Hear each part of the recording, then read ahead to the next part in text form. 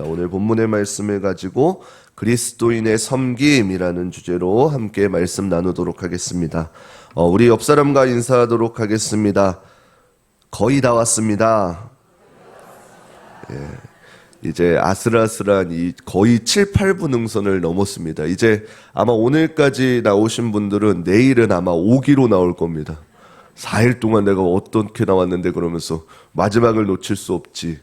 그래서 내일 끝까지 함께 내일 특별 저녁 집회까지 오늘 목요일 맞죠? 네, 금요일 금요성령 집회까지 끝까지 완주하실 수 있는 우리 귀한 성도님들 되시기를 바라겠습니다. 이 신년 특별 새벽 기도회가 여러분의 기쁨이 되는 줄을 믿습니다. 원래 여쭤보려고 그랬는데 대답이 안 나올까봐 제가 빨리 대답했습니다. 이번 2024년도에 우리 교회가 이제 교회와 가정과 이웃을 섬기자라는 이 주제로 함께 나아가고 있습니다. 우리가 한마음 한뜻으로 이렇게 나아갈 때에 오늘 우리 교회 가운데에 놀라운 부흥의 역사가 있을 줄을 믿습니다. 그리고 우리가 섬김이라는 것을 보게 되어지면은 아마도 모두가 마음에 턱하니 이 걸림이 있을 것입니다. 왜냐하면은 특히 요즘 시대를 조금 보게 되어지면은 너무나도 커져버린 자기중심적인 마음이 많기 때문입니다. 혹시 생각해 보시면 아파트에 사시면 아파트대로 혹은 빌라에 사시면 빌라대로 주택에 사시면은 주택대로 요즘에 혹시 옆집에 누가 사시는지를 알고 계신가요? 특별히 알고 계세요? 저만 잘 모르나 봐요. 저는 이제 아파트에 살고 있는데 왼쪽 집과는 친해요. 오른쪽 집은 좀 마주치기가 어렵더라고요. 근데 아파트화가 되면서 더욱 심해진 건지 모르겠는데 우리 주변을 조금 돌아보는지 그리고 그 옆집과 인사하는 것이 많이 어색해짐을 볼 수가 있습니다. 혹여나 엘리베이터에서라도 만나게 되면은 이제 인사를 해야 될까 말아야 될까 이 고민까지 하는 시대가 온 것 같습니다. 이것만 보아도 시대가 정말로 많이 변한 것을 알 수가 있습니다. 요즘 많은 사람들 마음 가운데 어떠한 생각이 있냐면은 나 살기도 바쁜데 무슨 남들을 돌아보면서 섬기기까지 해야 합니까? 라는 이러한 마음들이 너무나도 많다라는 것이요. 그런데 이러한 생각들이 만연하는 시대 가운데 있지만 우리가 해야 되는 것은 무엇이에요? 이 시대를 쫓아가는 것이 아니라 우리는 이 시대 가운데에서도 하나님의 말씀을 쫓아가는 사람들이기 때문에 이럴 때일수록 우리가 세상의 흐름이 아니라 말씀에 의지하여 순종해야 하는 줄을 믿습니다. 오늘 본문 말씀은 마태복음의 말씀입니다. 예수님께서 오늘 본문에 앞서서 내가 이제 죽을 것이고 부활할 것이고 승천하셔서 하나님께서 하나님 보좌 옆에 앉을 것이다 라는 것을 3번이나 이렇게 이야기하고 있습니다. 분명히 이방인들에게 넘겨지게 되어서 죽게 되어질 것이고 그 죽음으로 끝이 아니라 3일 만에 부활할 것이다 라고 이렇게 제자들에게 계속해서 이야기해 주고 있습니다. 그런데 중요한 것은 무엇이냐면은 이 말을 듣는 제자들은 그 사실을 제대로 이해하지 못하고 있다라는 이 사실인 것입니다. 오히려 제자들이 생각하는 것은 무엇이냐면은 예수님의 죽으심과 이 부활에 대한 이야기를 예수님으로 인해서 이 땅 가운데 메시아 왕국이 도래할 것이다 라고 생각하고 있는 것입니다. 그래서 18장에 보게 되어지면 뭐라고 이야기하고 있나요? 제자들이 서로 이야기하기를 누가 천국에서 큰 자입니까? 누가 작은 자입니까? 이 사실을 논하고 있다라는 것입니다. 만약에 예수님의 죽으심이 우리의 죄 때문이다. 그리고 예수님의 죽으심으로 인해서 새로운 세상이 도래할 것이다. 라는 이 사실을 제자들이 올바르게 이야기했다면은 천국에서 누가 큰 자가 아니라 어떻게 하면 예수님처럼 우리도 섬길 수 있겠습니까? 라는 질문이 나와야 됐죠. 그렇지만 그것을 올바르게 이해하지 못한 제자들은 서로 누가 큰 자입니까? 누가 더 이 땅 가운데서 헌신해서 천국에서 큰 자리에 앉을 수 있습니까? 이것을 논하게 되었다라는 것이요. 이러는 와중에 오늘 이제 본문이 시작되게 되어집니다. 마태복음 20장 20절 말씀 우리 함께 읽어보도록 하겠습니다. 함께 읽겠습니다. 그때에 세베다의 아들이 어미가 그 아들들을 데리고 예수께 와서 절하여 무엇을 구하니? 아멘. 이 여인이 구했던 것이 무엇인가요? 바로 그 두 아들 야고보와 요한을 주의 나라에서 하나는 우편에 하나는 좌편에 앉게 하옵소서라고 이렇게 간구하는 것입니다. 오늘날로 알기 쉽게 말하면 무엇인가요? 바로 인사청탁. 이 인사청탁을 하게 되어집니다. 예수님께 가가지고 천국이 도래했을 때에 우리 아들을 하나는 우편에 하나는 좌편에 앉게 해주셔서 하나님의 능력이 되게 하십시오라고 하는 것입니다.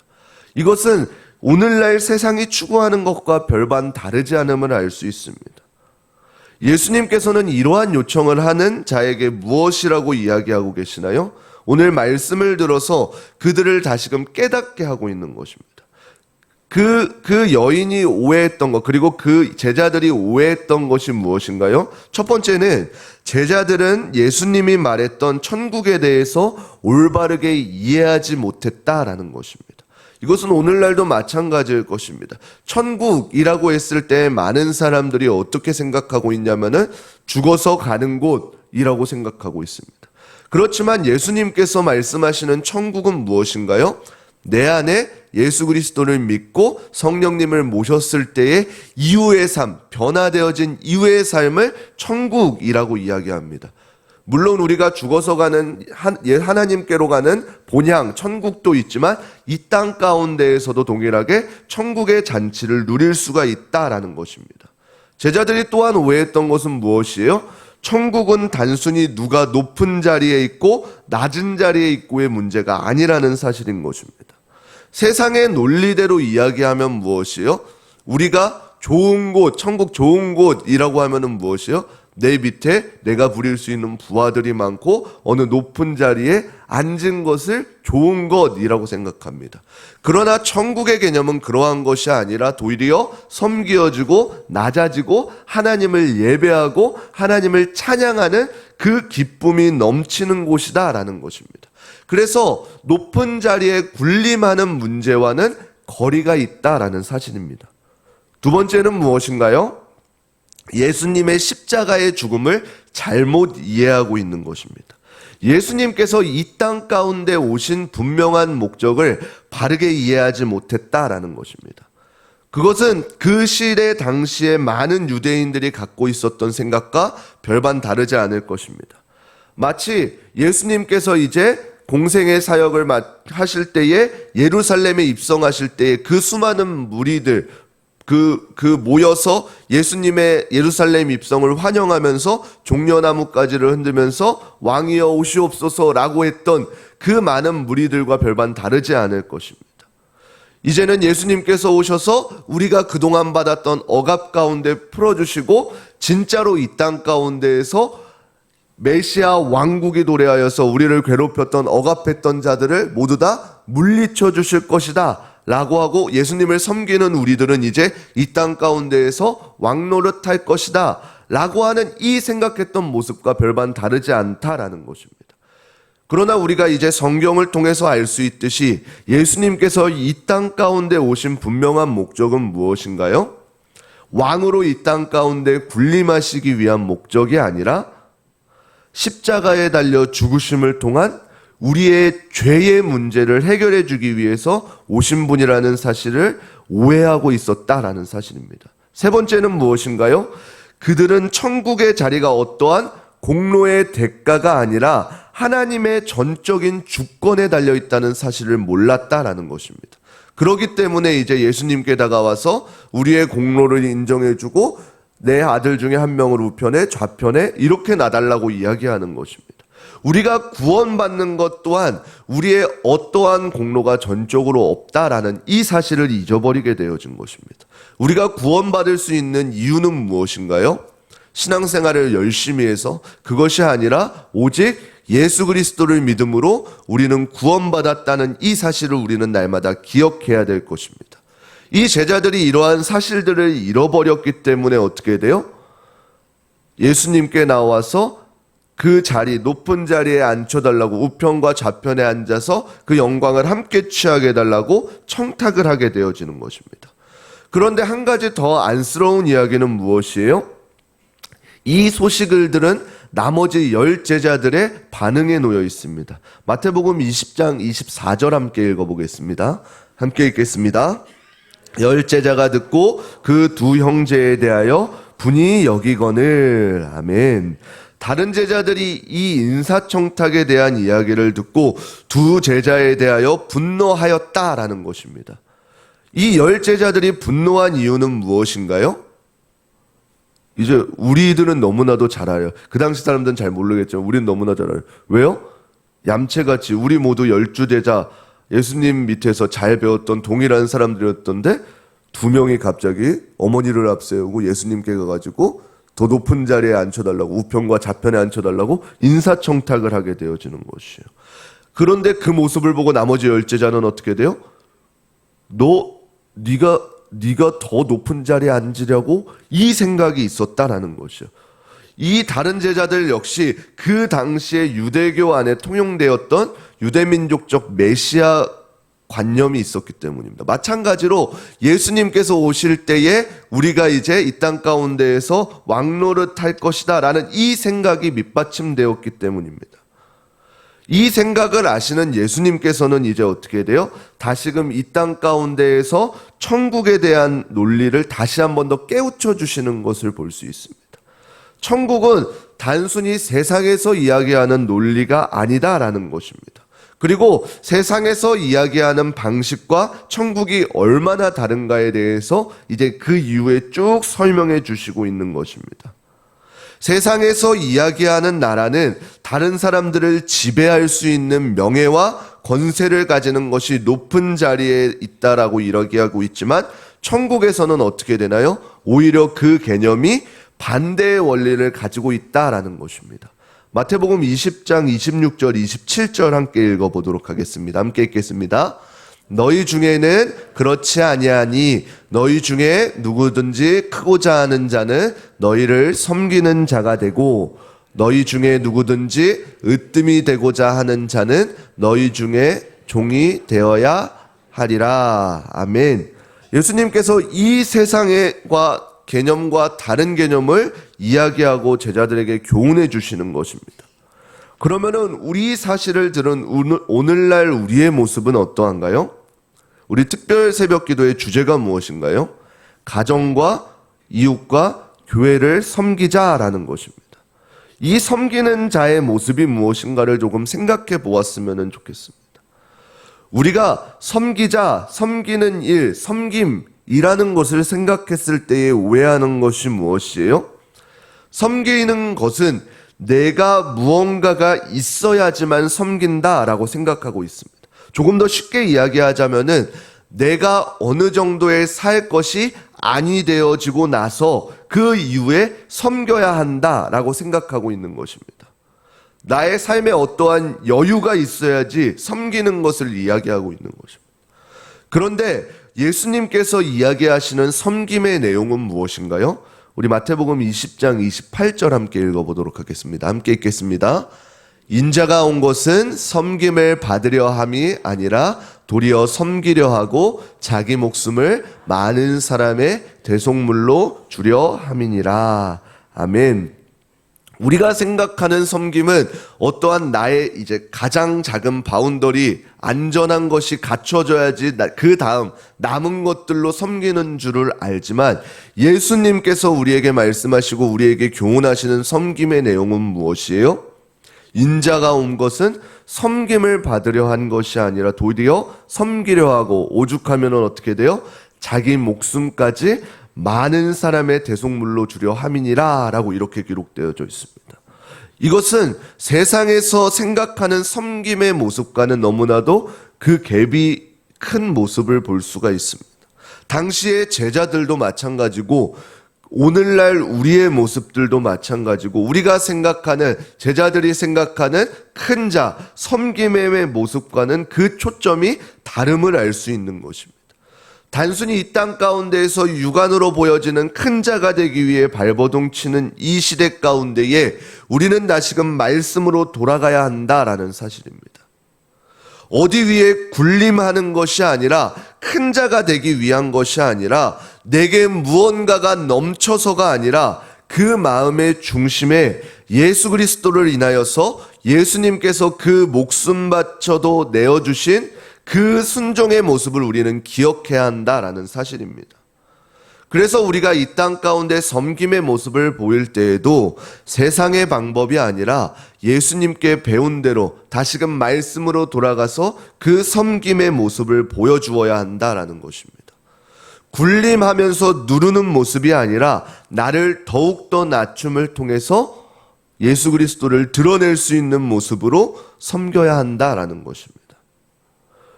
조금 더 작게 우리 교회의 모습 가운데에서 우리의 모습을 보았으면 좋겠습니다. 예수님께서 이 교회 공동체를 이야기하실 때에 어떻게 이야기하고 계시나요? 특별히 예수님께서 교회를 표현하실 때에 우리 모두를 지체라고 표현하고 있습니다. 지체라는 것은 무엇인가요? 팔, 다리와 몸, 그리고 신체의 각 부분을 이야기하고 있습니다. 그렇다면 교회가 이 지체라고 한다면서는 어떻게 돼요? 교회라는 것은 결코 나 혼자만 움직일 수 있는 것이 아니다라는 것입니다. 교회라는 것은 성도들 간의 유기적인 연합과 조화를 통해서 하나 되는 것을 교회라고 이야기하는 것입니다. 내가 지금 평안하다고 해서 연약한 자가 있는데 그것을 외면하는 것이 아니라, 그것은 지체가 아니라 그들과 함께 아파하고 함께 기뻐하는 것이 바로 지체라는 것입니다. 그러나 그 조화로운 모습보다 조금 더 중요한 것은 무엇인가요? 바로 그 머리가 누가 되느냐라는 것입니다. 성경에서 이야기하는 그 지체의 머리는 누구인가요? 우리가 너무나도 잘 알다시피 바로 예수 그리스도인 것입니다. 이 교회라는 것은 성도 한 사람 한 사람들이 유기적인 연합인 조화로운 공동체가 되는 것 이상에 넘어서 한 사람 한 사람이 예수 그리스도를 머리로 하고 살아가는 것입니다. 제가 생각하는, 그리고 성경에서 이야기하는 그 조화로운 모델의 공동체, 교회는 무엇이냐면은 먼저는 우리 한 사람 한 사람들이 예수님을 머리로 하고 예수님의 말씀에 순종하는 것입니다. 그러면은 어떻게 돼요? 내가 전적으로 예수님의 말씀에 순종하는, 예수님을 머리로 하는 성전인 한 사람이라고 하면은 우리 집사님, 권사님, 장로님들도 그 한 사람이 모여요. 그러면 어떻게 돼요? 내게 맡겨주신 사명이 있어요. 만약에 지체로 표현했을 때 발의 모습이 있으면은 나는 그냥 발의 모습을 하면 돼요. 누군가는 손의 모습이 있겠죠. 누군가는 어떠한 다른 지체의 모습이 있겠죠. 그 지체의 모습들이 예수님을 머리로 하고 살다 보면은 어떻게 돼요? 이 집사님도, 이 권사님도, 이 장로님도 예수님을 머리로 하는 공동체예요. 그러면 어떻게 돼요? 그 사람들이 모여서 교회를 이루게 돼요. 그러면 어떻게 돼요? 지금 이 자리에 계신 모두가 다 예수 그리스도를 머리로 한다고 치면은 굳이 이야기 안 해도 성령님께서 깨닫게 해주시는 대로 한 공동체로 흘러가게 되어져 있다라는 것입니다. 교회는 이러한 것입니다. 어떠한 말로써 분쟁하고 어떠한 말로써 찍어 누르는 것이 아니라 문제가 생겼을 때의 기도로 그 해답을 얻는 것이 바로 교회라는 공동체입니다. 세상에서 볼 때에는 굉장히 미련한 방법입니다. 목사님들이 대개 이렇게 이야기하죠. 어떤 성도님들이 어떤 분쟁거리를 가져오고 어떠한 고민을 가져오는데 목사님들의 대부분 대답은 무엇이에요? 예, 잘하시네요. 기도합시다 라는 것입니다. 세상의 논리대로 하면 어떻게 돼요?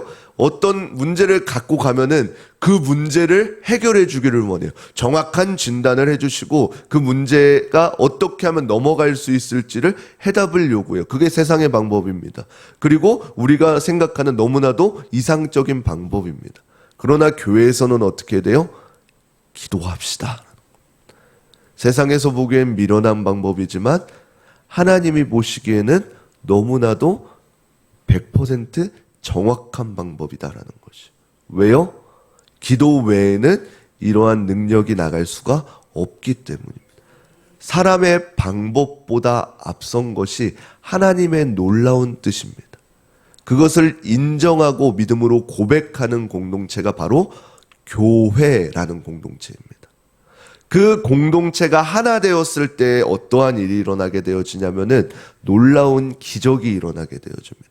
그래서 저는 우리 우이제일 공동체가 정말로 이번 2024년도에 예수 그리스도로 하나 되는 공동체가 되기를 소망합니다. 그래서 어떠한 말의 분쟁이 아니라 어떠한 분쟁이 일어났을 때에 조용히 하나님 앞에 기도하고, 그러면 어떻게 돼요? 내가 하나님 앞에 기도했을 때에 하나님께서 그 기도를 응답해 주시고, 내 고집으로 기도했을 때에도 그 기도가 지속되다 보면 어떻게 돼요? 하나님의 마음을 깨닫게 되고 하나님의 뜻으로 우리의 생각이 전환되어져요. 그러면은 그 다른 지체들 또한 어떻게 돼요? 기도하는 사람이라고 한다면은 하나님께서 동일한 은혜를 부어주실 것이고, 그러면 어떠한 분쟁이 있더라도 어떻게 돼요? 내 생각들이 내려놓게 되고 하나님의 생각들로 모이게 되어진다는 것이요. 그러면은 분쟁이 일어날 일이 있을까요? 없을까요? 그러한 교회 되기를 소망합니다. 내 뜻과 우리 성도님들의 뜻이 하나 되어지고, 목사님의 뜻들과 우리 직분자들의 뜻이 하나 되어지고, 어떠한 사람의 생각이 아니라 하나님의 놀라운 생각들. 그래서 우리 교회가 먼저 하나 되고 그 다음에는 어떻게 돼요? 이 지역 가운데에 거룩한 은혜들을 흘려보내줄 수 있는 귀한 공동체가 되기를 소망합니다. 그래서 우리의 모든 섬김의 행동들, 헌신들을 통해서 우리가 드러나는 것이 아니라 그 섬김을 통해 내가 누군가보다 나아서 섬겨준다라는 것이 아니라 그 섬김을 통해 전적으로 온전히 예수 그리스도가 드러나기를 소망합니다. 그래서 우리 2024년도에는 우리 교회가 정말로 표어처럼 가정과 이웃과 교회를 섬김을 통해서 정말로 하나님이 드러날 수 있기를 축복합니다. 그래서 우리의 섬김이 하나님의 영광이 되어지기를 소망합니다.